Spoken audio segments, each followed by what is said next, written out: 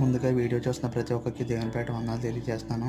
ఈనాటి సేవకుల పరిస్థితి ఎలా ఉందంటే ఒకరినొకరు బ్లేమ్ చేసుకుంటూ, ఒకరినొకరు నిందించుకుంటూ, నీ యొక్క సేవ కరెక్ట్ కాదు, నీ బోధ కరెక్ట్ కాదని ఒకరినొకరు బ్లేమ్ చేసుకుని స్థాయికి దిగజారిపోయారు. ఇలాంటి సేవకులు ఎవరైతే ఉన్నారో మీ యొక్క సేవ పక్కకు పెట్టేసి శుభ్రంగా డిబేట్ ప్రోగ్రాం పెట్టుకోండి. ఎందుకంటే మీకు వచ్చింది డిబేట్ ప్రోగ్రాం కదా, ఒకరినొకరు వాదించుకోవాలి, ఒకరినొకరు నిందించుకోవాలి, ఇది ఒకటే తెలుసు కదా మీకు. సహోదరుల ఐక్యత కలిగి ఉంటే ఎంత మేలు, ఎంత మనోహరం వాక్యం సెలవిస్తుంటే మీలో మీకే ఐక్యత లేకుండా ఒకరినొకరు నిందించుకుంటే ఇంక విశ్వాసులు మీరేం చెప్తారు? విశ్వాసులు కూడా ఏం ఆలోచిస్తారు? వీళ్ళకే ఐక్యత లేదు, ఇంక మాకేం బోధిస్తారు? ఇంకేసి బోధించినా కానీ మేము ఎందుకు వినాలి? We are not the judges. You and me are not the judges to give the judgement. Judgement is given by the lord of god. దేవుని ద్వారానే. ఇంకేది వాళ్ళు చేసే విధానం కరెక్ట్ కావచ్చు, కరెక్ట్ కాకపోవచ్చు, కాకపోతే దేవుడే న్యాయం తీర్చేవాడు.